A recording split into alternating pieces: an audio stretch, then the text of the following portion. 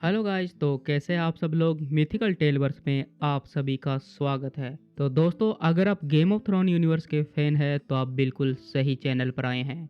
और अगर आप गेम ऑफ थ्रोन की बुक को पढ़ना चाहते हैं तो मेरा टेलीग्राम चैनल ज्वाइन कर ले, लिंक डिस्क्रिप्शन में दिया हुआ है। तो दोस्तों, पिछले एपिसोड में हमने देखा लेडी रूहाने डंक और सर यूस्टेस को चेतावनी देती है कि वह उनके रास्ते से हट जाए और सर बेनिस को उसके हवाले कर दे। लेकिन डंक और सर यूस्टेस सर बेनिस को सौंपने का प्रस्ताव ठुकरा देते हैं। और वहीं डंक लेडी रूहाने को एक अंगूठी देता है, जिसको देखने के बाद लेडी रूहाने सोच में पड़ जाती है। और लेडी रूहाने बताती है कि अगर सर बेनिस को नहीं सौंपा गया तो लेडी रूहाने पर इसका क्या असर होगा।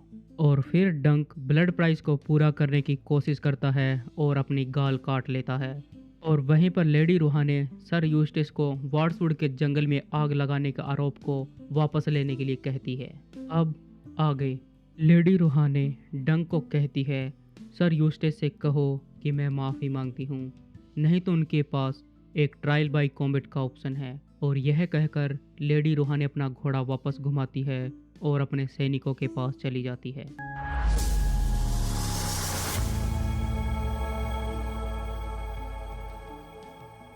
यह चेकी वाटर नदी ही अब उनका युद्ध का मैदान बनने वाली थी। मोटे सेप्टन डगमगाते हुए बाहर आए और सेवन गॉड से प्रार्थना की। उन्होंने द फादर अबब से विनती की कि इन दोनों आदमियों पर नजर रखे और उनका सही न्याय करे। और फिर सेप्टन ने द वॉरियर से प्रार्थना की, जिसका मकसद सही हो और जो सच्चा हो उसको अपनी ताकत दे।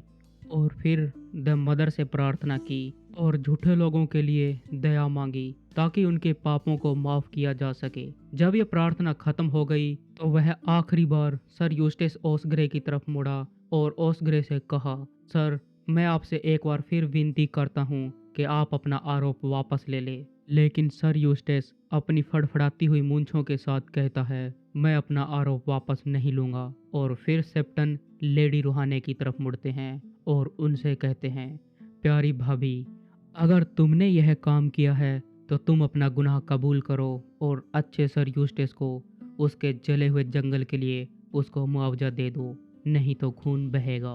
तब लेडी रूहाने कहती है, अब तो मेरा चैंपियन देवताओं और इंसानों की नज़रों के सामने मेरी बेगुनाही साबित करेगा। तब सेप्टन कहता है, लड़ाई और ट्रायल बाय कॉम्बैट एकमात्र तरीका नहीं है। चलो गोल्डन ग्रोव चलते हैं और मैं तुम दोनों से विनती करता हूँ कि तुम इस मामले को लॉर्ड रोवन पर छोड़ दो और इस मामले का न्याय और उसका फैसला उन्हें करने दो। और तभी सर यूस्टेस और रेड विडो दोनों एक साथ जोर से बोले, कभी नहीं। सर लुकास ने गुस्से भरे चेहरे से लेडी रूहाने को देखा और कहा, जब यह तुम्हारी नौटंकी खत्म हो जाएगी तब तुम उसे शादी करोगी, जैसा कि तुम्हारे लॉर्ड पिता वाइमन ने कहा था। तब लेडी रूहाने कहती है, मेरे पिता तुम्हें उतना नहीं जानते थे जितना कि मैं जानती हूँ। और वहीं दूसरी तरफ डंक अब एक के पास घुटने का बल बैठ गया और उसने वह मोहर वाली अंगूठी एक के हाथ में थमा दी। और उस अंगूठी पर तीन सिर वाले ड्रैगन बने हुए थे और उस पर दो समर हॉल के राजकुमार मेकार की फोटो बनी हुई थी। और डंक एग से कहता है, इस अंगूठी को अपने जूते में वापस छुपा लो और अगर मैं मर जाता हूँ तो इस अंगूठी को अपने पिता मेकार के सबसे करीबी दोस्त या रिश्तेदार के पास ले जाना और उनसे कहना कि वो तुम्हें समर हॉल के किले में पहुंचा दे। यह ध्यान रखना कि पूरे रीच को अकेले पार करने की कोशिश मत करना, वरना मेरा भूत आकर तुम्हारे कान के नीचे एक जोरदार थप्पड़ मारेगा। तब एग कहता है, हाँ सर, मैं ऐसा ही करूँगा, लेकिन मैं नहीं चाहता कि आप मरो। तब डंक कहता है, मरने के लिए अभी बहुत गर्मी है। और फिर डंक अपना हेलमेट पहन लेता है। एग डंक को गले का कवच पहनाने में मदद करता है। डंक का चेहरा अब खून से चिपचिपा हो गया था। हालांकि सर यूस्टेस ने अपने लबादे का एक टुकड़ा फाड़कर डंक के घाव से खून रोकने में मदद करता है। डंक अब उठता है और अपने घोड़े थंडर के पास जाता है। और जैसे ही वह अपने घोड़े पर चढ़ता है तो वह अपने चारों ओर देखता है कि अब वहाँ से ज़्यादातर धुआं उड़ गया है, लेकिन आसमान में अभी भी अंधेरा और बादल छाए हुए थे। डंक मन में सोचता है, काले बादल, यह कोई अच्छा शगुन है? यह शगुन उसका है या फिर मेरा? बहुत समय हो गया था डंक को काले बादल देखे। डंक इसे शगुन के मामले में बहुत अच्छा तो नहीं था। नदी के उस पार सर लुकास भी अपने भूरे घोड़े पर चढ़ गए और उसका घोड़ा शानदार, तेज और मजबूत जानवर था। और उसका घोड़ा थंडर जितना बड़ा तो नहीं था, लेकिन उसके घोड़े की ये कमी उसके कवच ने पूरी कर दी। उसका घोड़ा पूरी तरह से कवच और हल्के जंजीरों की परतों से ढका हुआ था। और वहीं पर सर लुकास ने भी काले रंग का इनामल प्लेट और चांदी की रिंग मेल पहने हुए थी।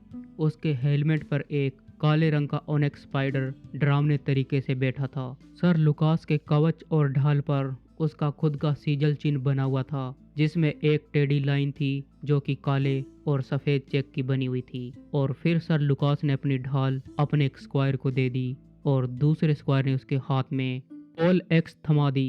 वह कुल्हाड़ी लंबी और जानलेवा थी, जिसके एक तरफ भारी सिर तो दूसरी तरफ एक नुकीला कांटा था। यह एक दोनों हाथों से चलाने वाला हथियार था। तब डंक मन में सोचता है, सर लुकास को अपनी सुरक्षा के लिए अपने कवच पर भरोसा करना होगा और मुझे उसे उस चुनाव के लिए पछतावा करने के लिए मजबूर करना होगा। डंक अपनी ढाल को अपने हाथ में पकड़ता है, जिस पर टेंसल ने एल्म का पेड़ और टूटता हुआ तारा बनाया था। और फिर डंक अपने मन में ढाल की पुरानी कविता को दोहराता है, ओक और लोहा मेरी रक्षा करना, नहीं तो मैं मारा जाऊंगा और नरक में जाऊंगा। और फिर डंक अपनी तलवार म्यान में से निकालता है और अपने घोड़े थंडर को एड़ी चुभोता है और अपने घोड़े को नदी के अंदर ले जाता है। और वहीं दूसरी ओर नदी के उस पार सर लुकास ने भी ऐसा ही किया। अब डंक और सर लुकास नदी में आमने सामने थे। डंक अपने दाईं ओर मुड़ता है ताकि उसका ढाल वाला हिस्सा सर लुकास के सामने आ जाए और वह सर लुकास के वार को अपनी ढाल से रोक सके। लेकिन सर लुकास ऐसा मौका देने को तैयार नहीं थे और उन्होंने भी अपना घोड़ा घुमा लिया।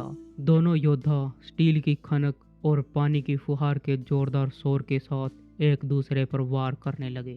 सर लुकास ने अपने पोलेक्स से डंक पर एक जोरदार वार किया। डंक को सर लुकास के इस वार को अपने ढाल पर रोकने के लिए अपनी काठी पर थोड़ा झुकना पड़ा। वार इतना जोरदार था कि उसका झटका डंक की पूरी बाजू से होते हुए उसके दांतों तक महसूस हुआ और डंक के दांत आपस में बुरी तरह से टकरा गए। डंक ने इसके जवाब में अपनी तलवार घुमाई और सर लुकास के उठे हुए हाथ के नीचे एक जोरदार वार किया और सर लुकास के कवच पर डंक की तलवार जोर से टकराई। इस स्टील से स्टील के साथ टकराने की एक तीखी आवाज आई और एक बार फिर से जोरदार लड़ाई शुरू हो गई। सर लुकास ने अपने घोड़े को एक घेरे में ऐसे घुमाया कि वह डंक के उस हिस्से में जाने की कोशिश कर रहा था जहां पर ढाल नहीं है, ताकि वह वहां पर वार कर सके। लेकिन थंडर घोड़े ने भी घूमकर सर लुकास के घोड़े पर झपट्टा मारा और उसे बुरी तरह से काट दिया। सर लुकास ने डंक पर एक के बाद एक जोरदार हमले किए और सर लुकास रकाबों पर खड़े होकर अपनी पूरी ताकत झोंकते हुए कुल्हाड़ी से वार कर रहा था। और वहीं पर डंक हर वार को रोकने के लिए अपनी ढाल को यहाँ वहाँ कर रहा था। डंक ने भी बाहों और बाजू पर कई वार किए। इस तरह से दोनों एक दूसरे पर काफी देर तक वार करते रहे और एक दूसरे की कमजोरी ढूंढते रहे और अपने अपने घोड़े को यहाँ वहाँ नदी में घुमाते रहे। और आखिरकार डंक को वह कमजोर जगह दिख गई। जब हर बार सर लुकास वार करने के लिए अपनी कुल्हाड़ी को उठाते तो उसकी बाह के नीचे एक गैप बन जाता। वहां पर सिर्फ कपड़ा और चमड़ा था और वहां पर स्टील की कोई भी परत नहीं थी। और फिर डंक अपनी ढाल को ऊपर कर लेता है और सही समय का इंतजार करने लगता है। और जैसे ही सर लुकास की कुल्हाड़ी डंक की ढाल पर लगती है और जब वह अपनी कुल्हाड़ी वापस ऊपर उठाता है तो डंक ने अपनी तलवार सर लुकास के बगल में बने हुए गैप में घुसा दी।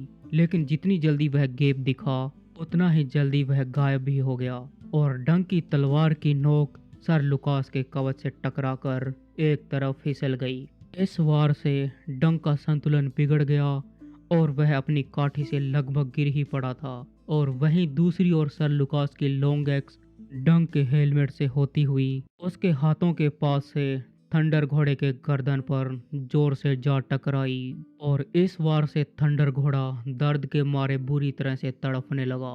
और वह अपनी पिछली दोनों टांगों पर खड़ा होकर जोर से चिल्लाने लगा और आगे के पैर हवा में मारने लगा। थंडर की आंखें दर्द के मारे सफेद हो गई और हवा में खून के एक बौछार के साथ तांबे जैसी गंध फैल गई। और जैसे ही लुकास पास आया, वैसे ही थंडर घोड़े ने अपने आगे के दोनों पैरों से एक जोरदार हमला किया।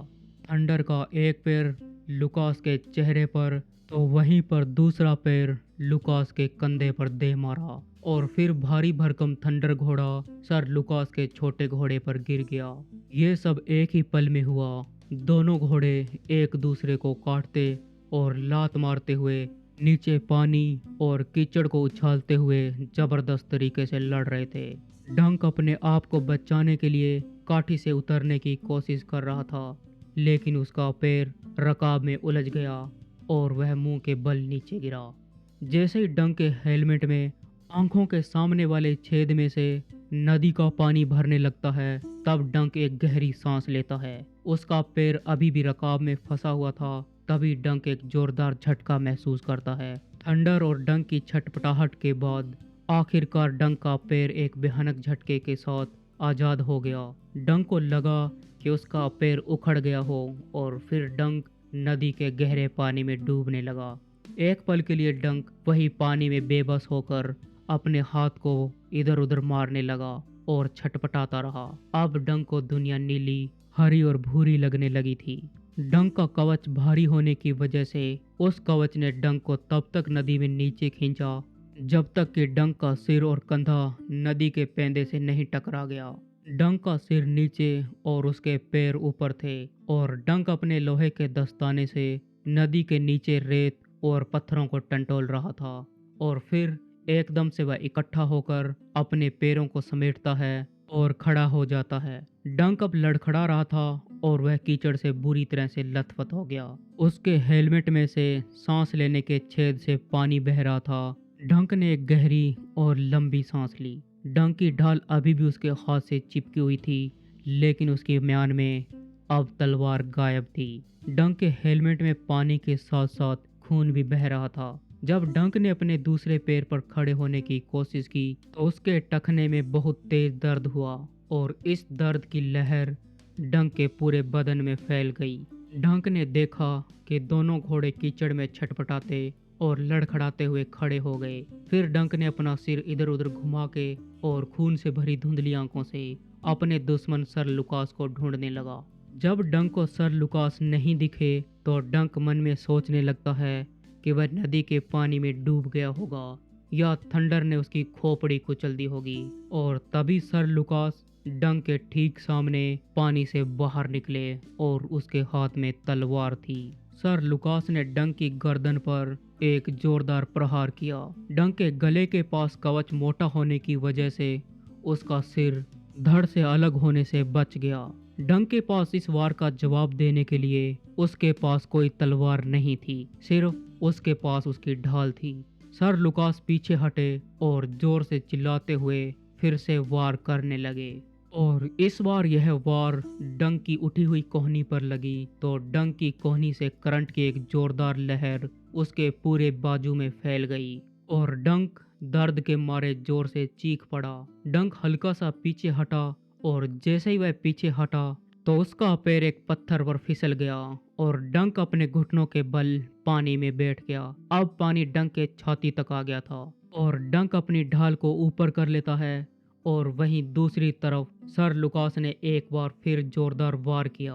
उसकी तलवार डंक की ढाल के बीच में लगती है और उसकी ढाल को बीच से फाड़ देती है और उसकी ढाल के फरकचे डंक के मुंह पर जोर से लगे। ढाल पर तलवार के टकराने की आवाज डंक के कानों में जोर से बजने लगी। डंक का मुंह खून से भर गया और डंक को दूर से एग की चिल्लाने की आवाज सुनाई दी। एग कह रहा था, उसे पकड़ो, उसे पकड़ो, वह वहीं पर है सर डंकन, उसे पकड़ लो। और तभी डंक आगे की ओर जोर से झपटता है और फिर सर लुकास ने एक और वार के लिए अपनी तलवार को तैयार किया। जब सर लुकास ने अपनी तलवार अपनी ओर खींची तो डंक ने उसकी कमर को पकड़कर जोर से नदी में गिरा दिया और नदी के पानी ने एक बार फिर उन दोनों को निगल लिया। लेकिन इस बार डंक पूरी तरह से तैयार था और उसने एक हाथ से सर लुकास को बुरी तरह से जकड़ लिया और उसे नदी के पेंदे में दबा दिया। अब सर लुकास के टूटे हुए और मुड़े हुए वाइजर के नीचे बुलबुलों का बौछार निकल रहा था, लेकिन फिर भी सर लुकास लड़ने की कोशिश कर रहा था। और तभी सर लुकास को एक पत्थर मिल गया और वह उस पत्थर से डंक के सिर और हाथों पर जोरदार वार करता रहा। डंक ने अपनी तलवार वाली बेल्ट को टंटोला, लेकिन वहां पर उसकी तलवार नहीं थी। फिर डंक मन में सोचता है, क्या मैंने खंजर भी खो दिया? पर नहीं, उसका खंजर उसकी म्यान में ही था। डंक ने अपना खंजर निकाला और लहरदार पानी में उस खंजर को धीरे धीरे सर लुकास की बगल में घोंपने लगा और फिर उस खंजर को धीरे धीरे घुमाने लगा। अब सर लुकास छटपटाकर एक तरफ मुड़ा और अब उसकी पूरी की पूरी ताकत खत्म हो चुकी थी। डंक ने सर लुकास को धक्का दिया और खुद पानी में तैरते हुए बाहर निकला। डंक का सीना अब पूरी तरह से जलन में जल रहा था और तभी डंक के चेहरे के पास से एक लंबी सफेद और पतली मछली गुजरी और तब डंक एकदम से डर जाता है और उसने सोचा, यह क्या है, यह क्या है। और ये चैप्टर यहीं पर समाप्त हो जाता है। तो दोस्तों, कैसे लगा यह वीडियो कमेंट में ज़रूर बताएं। अगर यह वीडियो पसंद आया हो तो इस वीडियो को लाइक, शेयर और सब्सक्राइब करना ना भूलें। मिलते हैं जल्द इसके अगले चैप्टर के साथ। Thank you for watching this video.